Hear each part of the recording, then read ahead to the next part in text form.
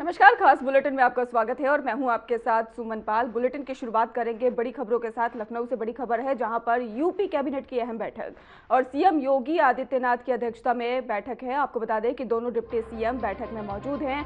लोक भवन में ही यूपी कैबिनेट की ये बैठक है। तो लखनऊ से आपको बड़ी खबर बता रहे जहां पर योगी कैबिनेट की अहम बैठक और कई अहम फैसले भी इस बैठक में लिए जा सकते हैं। तो बड़ी जानकारी सामने आ रही है लखनऊ से, जहां पर लोक भवन में ये कैबिनेट बैठक है। कई अहम फैसले लिए जा सकते हैं। दो डिप्टी सीएम भी इस बैठक में मौजूद हैं। बता दें आपको कि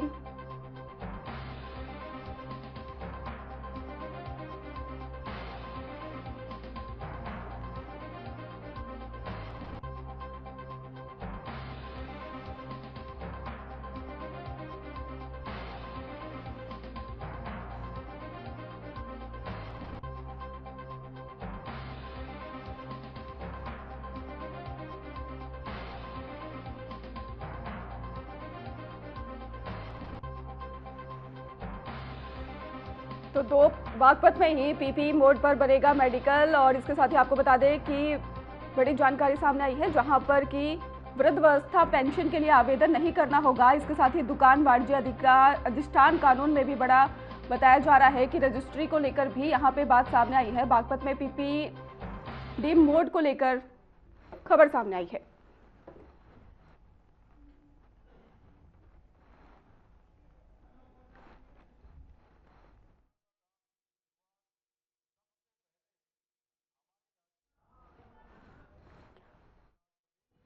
कैबिनेट बैठक के बाद ही बड़ी घोषणाएं हुई हैं और मंत्री परिषद निर्णय पर प्रेस वार्ता शुरू हो चुकी है। आपको बता दें कि सरकार ने कई अहम फैसले जारी किए हैं। आज की कैबिनेट मीटिंग में बड़े निर्णय लिए गए हैं और इसके साथ ही कैबिनेट ब्रीफिंग में नई नीतियां भी घोषित हैं। तो बड़ी जानकारी आपको बता दें जहां पर कि आज की कैबिनेट मीटिंग में बड़े निर्णय लिए गए हैं और योगी कैबिनेट की ये अहम बैठक जिसमें कि कई अहम फैसले भी लिए गए हैं। तो आपको लखनऊ से खबर बता रहे हैं जहां पर योगी कैबिनेट की अहम बैठक में कई अहम फैसले भी लिए गए हैं। इसके साथ ही आपको बता दें कि आज की कैबिनेट मीटिंग में बड़े निर्णय हो चुके हैं। तो वृद्ध पेंशन पर बड़ा फैसला है और इसके साथ ही आपको बताएं बुजुर्गों को आवेदन नहीं करना होगा। बड़ी जानकारी। और कॉल सेंटर बुजुर्गों को करेगा फोन और इसके साथ ही सीएससी केंद्र करेंगे ऑनलाइन आवेदन पूरा। तो फैमिली आईडी से होगा तुरंत सत्यापन। हर महीने 1000 रुपये पेंशन जारी। तो 60 साल प्लस आय सीमा पर मिलेगा लाभ। पायलट प्रोजेक्ट 5 जिलों में शुरू। और इसके साथ ही योगी कैबिनेट की बड़ी बैठक हुई है जिसमें बता रहे हैं हम आपको कि हरदोई, गाजियाबाद, गोरखपुर, कन्नौज, ललितपुर चयनित है। इलाहाबाद हाईकोर्ट में 156 पद उच्चीकृत है। और इसके साथ ही निजी सचिव स्वर्ग के ही 446 वर्ग भी हैं। और ग्रेटर नोएडा बलिया 8 लेन एक्सप्रेसवे और एक्सप्रेसवे का कार्य भी बताया जा रहा है, जहां पर आपको जानकारी देते चले कि प्रस्तावों पर मुहर लगी है, जहां पर पीएम कुसुम योजना के तहत भी मुहर लगी गई है। और दिल्ली आतंकी ब्लास्ट के खिलाफ निंदा प्रस्ताव भी हुआ है। योगी कैबिनेट की बैठक में निंदा प्रस्ताव पास हुआ है। आपको बताते चले कि इसको लेकर प्रस्ताव पर मुहर लग चुकी है। अहम बातें आपको बता रहे हैं जहां पर चेयरमैन को लेखपाल पद पर प्रमोट किया जाएगा, ये भी जानकारी सामने आ रही है। योगी कैबिनेट की अहम बैठक में 2% आरक्षण देकर लेखपाल पद पर भी जानकारी सामने आई है। और सरकार ने फैमिली आईडी सॉफ्टवेयर पर भी मुहर लगाई है। दिल्ली आतंकी ब्लास्ट के खिलाफ यह निंदा प्रस्ताव है जिसमें योगी कैबिनेट की बैठक में निंदा प्रस्ताव पास है। मंत्रिपरिषद की बैठक में एक प्लेज पार्क की योजना एमएसएमई विभाग द्वारा चलाई जा रही थी, जिसमें अब तक उत्तर प्रदेश में 12 प्लेज पार्क विकसित किए गए। लेकिन उस प्लेज पार्क निजी भूमि को डेवलपमेंट करके और निजी लोगों को बेचना था। उसमें 50 लाख रुपए प्रति एकड़ सरकार डेवलपमेंट के लिए दे रही थी। तो मिनिमम 10 एकड़ से लेकर के ऊपर 50 एकड़ 100 एकड़ जितने भी एरिया पे करना है तो उसको वो कर रहे थे। उसमें कुछ व्यवहारिक दिक्कतें आ रही थी। अभी तक हम लोग निजी भूमि पर पार्क डेवलप करने के लिए 12 मीटर की सड़क को हम लोग कहते थे कि 12 मीटर रोड पर अगर आपकी मिनिमम 10 एकड़ से ऊपर जगह है तो वो आप अपना डेवलप करिए। उसमें सरकार डेवलपमेंट के लिए 50 लाख रुपए प्रति एकड़ आपको पैसा देगी और आप उसको डेवलप करेंगे, आप ही उसको बेचेंगे, रेट भी आप निर्धारित करेंगे। उस स्थान तक बिजली हम देंगे, वहां तक सड़क बनाएंगे। बहुत सारी डिमांड हो रही थी प्रदेश में, तमाम सारे लोगों की भूमि अंदर थी, क्योंकि हाईवे में भूमि महंगी भी है। तमाम लोग जो बनाना भी चाहते थे तो किसी की 2 किलोमीटर अंदर, किसी की 2.5 किलोमीटर अंदर, तो बहुत दिनों से संपर्क में थे।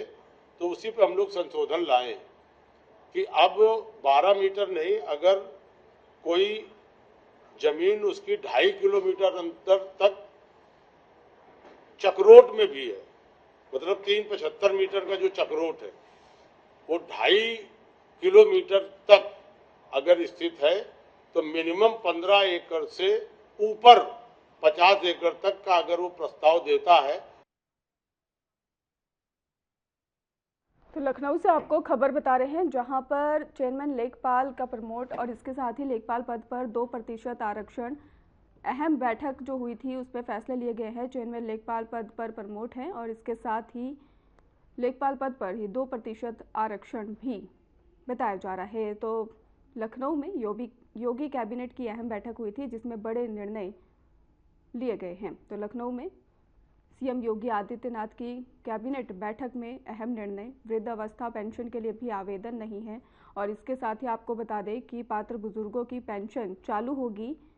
और इतना ही नहीं, बड़ी जानकारी ये भी है कि वृद्धावस्था पेंशन के लिए जो आवेदन है वो नहीं है और पात्र बुजुर्गों की पेंशन भी चालू होगी। तो योगी कैबिनेट में बड़े अहम फैसले लिए गए हैं। तो लखनऊ से आपको खबर बता रहे हैं, जहां पर लखनऊ में योगी कैबिनेट की बैठक हुई जिसमें बड़े निर्णय लिए गए हैं और इसके साथ ही आपको बता दें कि वृद्धावस्था पेंशन के लिए भी आवेदन नहीं है, पात्र बुजुर्गों की पेंशन भी चालू होगी। तो लखनऊ से आपको खबर बता रहे हैं, जहां पर सीएम योगी आदित्यनाथ की कैबिनेट बैठक हुई जिसमें कि अहम निर्णय भी लिए गए और इसके साथ ही बुजुर्गों पर ध्यान देते हुए अब बुजुर्गों को आवेदन भी नहीं करना होगा और इसके साथ ही बताया गया है कि 1000 चालान मिल। हाँ जी, तो इसी खबर पर हमारे साथ हमारे ब्यूरो चीफ आरसी भट्ट हमारे साथ जुड़ चुके हैं। जिस तरीके से अपडेट सामने आ रही है कि सीएम योगी आदित्यनाथ की कैबिनेट बैठक में अहम फैसले लिए गए हैं, क्या क्या वो फैसले हैं, विस्तार से बताइए।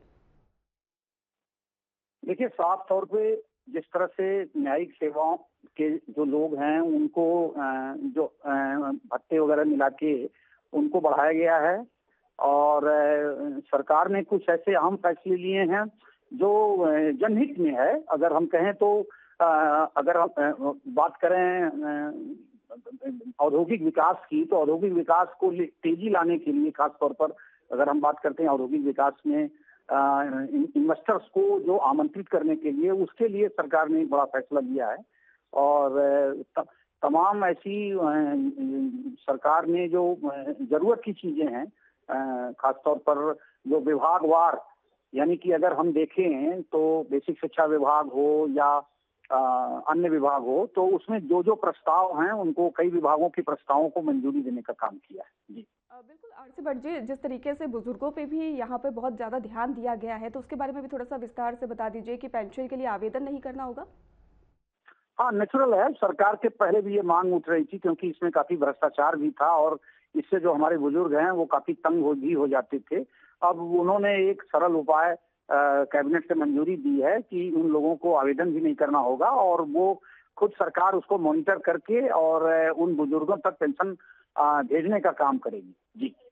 जी आरसी भट्ट जी, अगर देखें हम बुजुर्गों पे भी फोकस किया जा रहा है, तो इसमें अगर और निर्णयों की बात करें तो वो कौन से अहम निर्णय आपको भी लग रहे हैं? देखिए, सरकार का इस समय इंडस्ट्री को लेकर औद्योगिक विकास, खास तौर पे उद्योगों पर बड़ा फोकस है सरकार का। छोटे छोटे फैसले तो काफी हुए हैं, लेकिन अहम जो फैसले हैं सरकार के वो सिर्फ उद्योगों पर हैं और रूटीन के जो फैसले हैं वो विभागवार जो होते हैं, वो छोटे छोटे फैसले हैं, वो सरकार अपना हर कैबिनेट में करती रहती है। लेकिन जो महत्वपूर्ण है वो इंडस्ट्रीज उत्तर प्रदेश में इन्वेस्टर्स को बढ़ावा देना, एफडीआई को लाना और उसके साथ साथ जो है सरकार जो है वीकर सेक्शन को लेके खास तौर पर बुजुर्गों पर, इन लोगों पर भी बड़ा फोकस कर रही है और उसको लेके कैबिनेट में तमाम ऐसे फैसले लिए गए। जी सेवर जी, आपका बहुत बहुत धन्यवाद अहम जानकारी देने के लिए।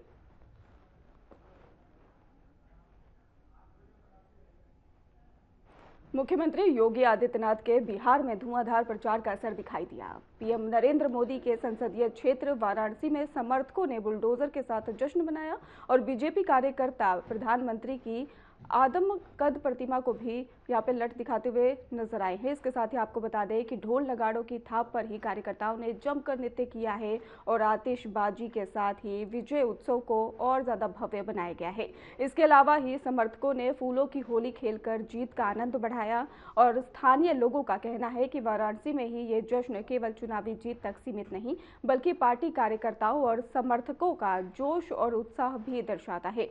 पार्टी कार्यालयों और गलियों में भी यहाँ पर उत्सव का माहौल देखने को मिला है और इसके साथ ही बीजेपी ने इस अवसर पर ही समर्थकों से शांति संयम बनाए रखने की भी अपील की है, लेकिन उत्साह का ज्वार अपने चरम पर दिखाई दे रहा था।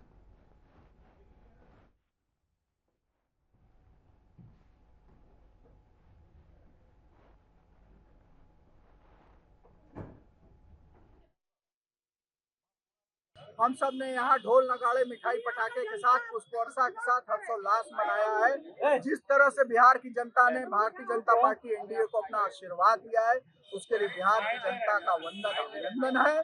हम सब उनको कोटि कोटि प्रणाम करते हैं। भारतीय जनता पार्टी का कार्यकर्ता जब गली गली घूम करके मेहनत कर रहा था तो विपक्ष के नेता कोलंबिया घूम रहे थे, कोई हेलीकॉप्टर में मछली खा रहा था तो कोई मटन बना रहा था और छठी मैया का मजाक उड़ा रहा था। तो उसी मजाक का परिणाम है कि छठी मैया का श्राप और हमें आशीर्वाद मिला है कि बिहार की जनता को हमें पुनः सेवा करने का अवसर भारतीय जनता पार्टी माननीय मोदी जी को मिला है। हम बिहार की जनता का सेवा करेंगे और बिहार के युवा आज एक नए और बिहार को लेकर के चले विकास की ओर। उन युवाओं को, उन महिलाओं को, उस जनता को हम इस काशी की धरती से प्रणाम करते हैं।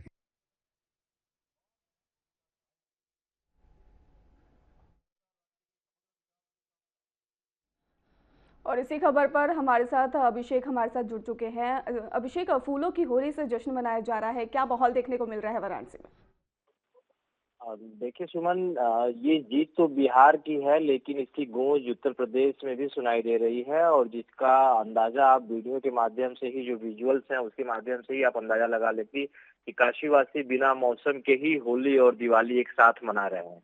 और इस जीत का सारा श्रेय बीजेपी के साथ साथ यूपी के जो मुख्यमंत्री हैं योगी आदित्यनाथ, उनको भी जाता है। और आप विजुअल्स में देख भी रही होंगी कि कई सारे जो समर्थक हैं बीजेपी के, वो बुलडोजर के साथ साथ उनके जो प्रतीकात्मक फोटोज हैं उनको वो मिठाई खिलाते हुए नजर आ रहा है। फिलहाल जो शहर का जो हर्ट कहा जाता है, दिल कहा जाता है, गोदौलिया, वहां पर ढेर सारे बीजेपी समर्थकों ने बकायदा पीएम और सीएम की आदमकद प्रतिमा को लड्डू खिलाई, ढोल नगाड़े बजाए, आतिशबाजी की, इसके साथ ही साथ फूलों की होली भी खेली और सबका यही कहना था कि ये एनडीए का जो विकास की जो नीति है वो विपक्षियों को औदे मुंह गिराता हुआ चला जा रहा है। अभी तस्वीर बिहार में आपने देखी, अगला जो पड़ाव होगा वो बंगाल होगा, बंगाल के बाद सीधे उत्तर प्रदेश होगा। उत्तर प्रदेश में भी राजनीति काफी अहम होती चली जा रही है। जिस प्रकार सूबे के जो पूर्व मुख्यमंत्री थे अखिलेश यादव, उन्होंने बिहार में भी धुआंधार प्रचार किया था और आज उन्होंने सुबह ही नतीजे के जो रुझान आने शुरू हो गए थे उसके बाद ही उन्होंने ट्वीट के माध्यम से ही बताया कि एसआईआर ने बिहार में खेला है लेकिन उत्तर प्रदेश, बंगाल और तेलंगाना जैसे राज्यों में उस प्रकार का खेला नहीं हो पाएगा। तो ये एक अलग तरह की बयानबाजी हो रही है और इसी बयानबाजी को लेकर सरकार की ओर से, एनडीए की ओर से भी लगातार तीखे हमले किए जा रहे हैं कि जब उनके पास कोई मुद्दा नहीं बचता है तो वो सीधे एसआईआर और ईवीएम पर अपना ठहार का ठीकरा फोड़ते हैं। तो इसको लेकर भी अलग अलग स्तर से राजनीतिक और बयानबाजी हो रही है। फिलहाल जो तस्वीरें हैं वाराणसी में, जो प्रधानमंत्री इस पूरे चुनाव को नेतृत्व कर रहे थे और उनके संसदीय क्षेत्र में बीजेपी में भी काफी उत्साह देखने को मिल रहा है, चाहे वो महिला मोर्चा की हो, चाहे किसान मोर्चा के हो, चाहे व्यापारी मोर्चा के हो, हर मोर्चे के लोग अलग अलग तरीके से जश्न मना रहे हैं क्योंकि वहां पे आम जो एनडीए की सरकार थी, जो पढ़ाई लिखाई, सिंचाई महंगाई दवाई के मुद्दे पर जो चुनाव लड़ी हुई थी, उन मुद्दों को उनको भरपूर समर्थन मिला। और जो सबसे ट्रम्प कार्ड बोला जा रहा है, जो वहां के जो मुख्यमंत्री थे नीतीश कुमार, उन्होंने बाकायदे जो महिलाओं के खाते में 1,35,00,000 महिलाओं के खाते में 10-10 हजार रुपए की राशि भेजी थी, वो महिलाओं के हिसाब से वो ट्रम्प कार्ड रहा। क्योंकि महिलाओं की जो भागीदारी थी, बिहार के इतिहास में अब तक का सर्वाधिक योगदान रहा, लगभग 79% उनके मत का प्रतिशत रहा। तो इसी अंदाजा इसी बात से लगाया जाता है कि जो बीजेपी का जो कोर वोटर है, महिलाएं अब बन चुकी हैं, जिसकी वानगी एक बार यूपी के बाद बिहार में देखने को मिली है। फिलहाल जो वाराणसी की जो तस्वीरें हैं, गली मोहल्ले में हर तरफ बीजेपी के जो कार्यकर्ता है, वो एक दूसरे को मिठाई खिलाकर, रंग अबीर गुलाल लगाकर, फूलों की होली खेलकर, बुलडोजर के साथ उनके योगी और मोदी की प्रतिमाओं का, आदमकद प्रतिमाओं का जो प्रतीकात्मक फोटो है, उनको मिठाई खिलाकर जश्न मना रहे हैं। सुमन।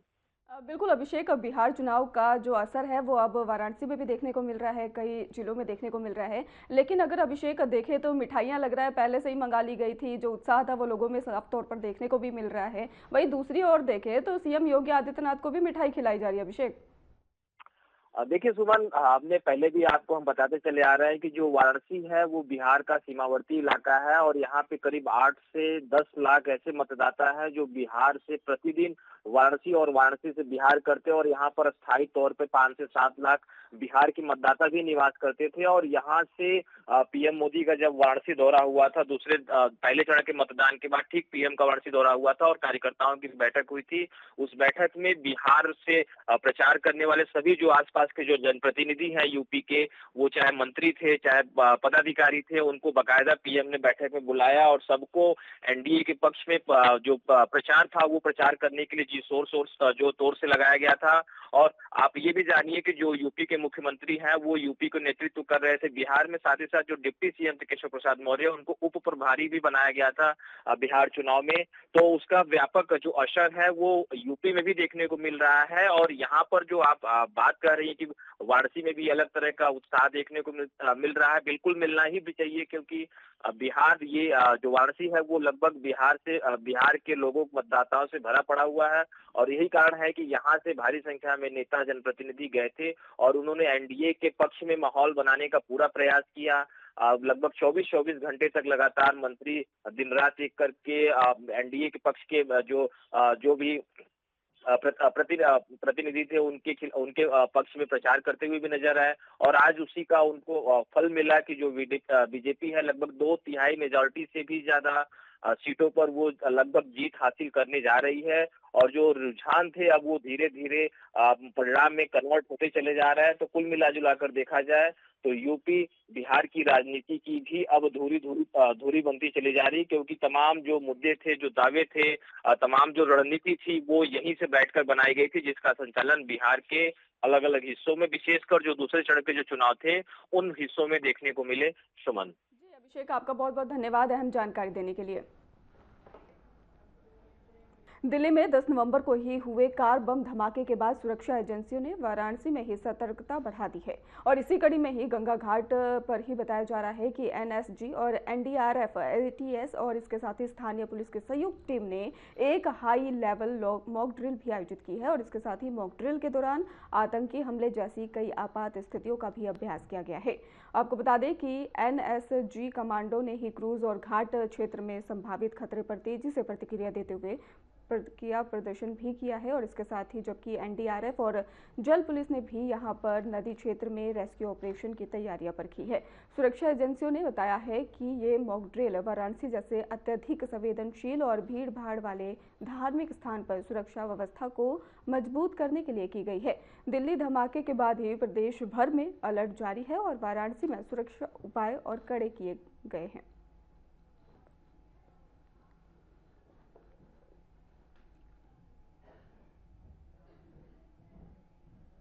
श्रावस्ती जिले के ही कोना थाना क्षेत्र में एक दिल दहला देने वाली घटना सामने आई है, जहां एक घर के बंद कमरे में पति पत्नी और उनके 3 बच्चों के शव मिले हैं। घटना की जानकारी मिलते ही पूरे इलाके में हड़कंप मच गया है और बड़ी संख्या में लोग मौके पर जुट गए हैं। स्थानीय लोगों की सूचना पर ही पुलिस टीम मौके पर पहुंची और कमरे का दरवाजा तोड़कर अंदर प्रवेश किया। सभी 5 शवों को संदिग्ध परिस्थितियों में पाया गया है। फिलहाल मौत के कारणों का पता नहीं चल सका है और पुलिस ने घर को सील भी कर दिया है और इसके साथ ही फॉरेंसिक टीम को भी जांच के लिए बुलाया गया है। अधिकारियों ने बताया है कि ये मामला बेहद गंभीर है और हर एंगल से जांच की जा रही है, चाहे वो आत्महत्या हो या फिर जहरीला पदार्थ सेवन हो या फिर किसी अन्य कारण से ये सामूहिक मौत हुई हो। एसपी ने यह भी कहा है कि पोस्टमार्टम रिपोर्ट के बाद ही मौत के सही कारणों का पता चल पाएगा। उन्होंने लोगों से अफवाहें न फैलाने की भी अपील की है। फिलहाल इलाके में तनाव का माहौल देखने को मिल रहा है और पुलिस भी पूरे मामले की गहराई से जांच कर रही है।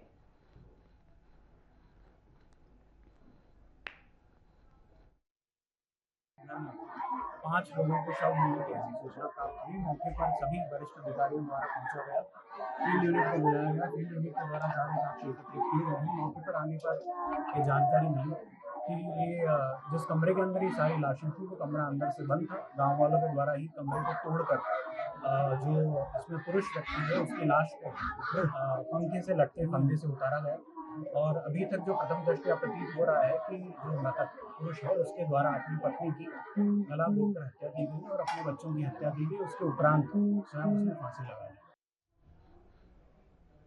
खबर हरदोई से है, जहां पुलिस अधीक्षक ने लापरवाही के आरोप में लोनार के प्रभावी निरीक्षक अजय कुमार गौतम और शाहाबाद के ही प्रभारी निरीक्षक आनंद नारायण त्रिपाठी को निलंबित कर दिया है।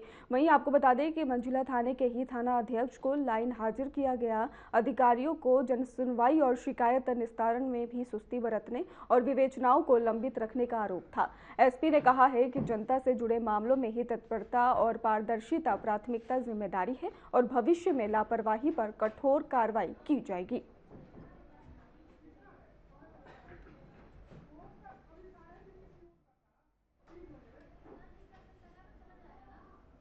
की जनता को अपनी ओर से हार्दिक बधाई शुभकामनाएं देता हूं, आभार प्रकट करता हूं कि उन लोगों ने एनडीए के प्रति एक अभूतपूर्व विश्वास व्यक्त किया है और प्रधानमंत्री नरेंद्र मोदी जी के नेतृत्व में और वहां के मुख्यमंत्री आदरणीय नीतीश कुमार जी के नेतृत्व में उन्होंने जो विश्वास व्यक्त किया है 5वीं बार लगातार, यह अपने में एक नया इतिहास बिहार ने रची है और बिहार का सुशासन और विकास उसको और गति मिले, इसके लिए बिहार की जनता ने जनादेश दिया है।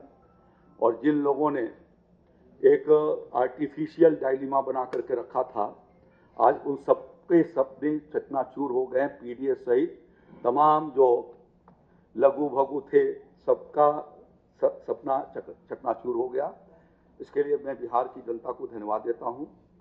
मैं आज की मंत्रिपरिषद ने जो निर्णय किए थे उसमें से मुझे लगता है कि आपको ब्रीफ जरूर कर दिया गया होगा, लेकिन 2 किसानों के लिए निर्णय हुए हैं। एक कृषि विभाग का, हो सकता है खन्ना साहब ने उसको छोड़ दिया हो, नहीं आया था क्योंकि मैंने उनको बताया था कि मैं जा रहा हूं। उसके बाद मेरा एक प्रेस है तो उसमें बताऊंगा।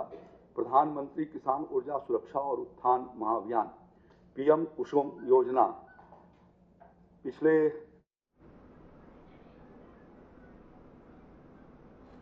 फिलहाल खास बुलेटिन में बस इतना ही। आगे की खबरों के लिए आप देखते रहिए हमारा चैनल। धन्यवाद।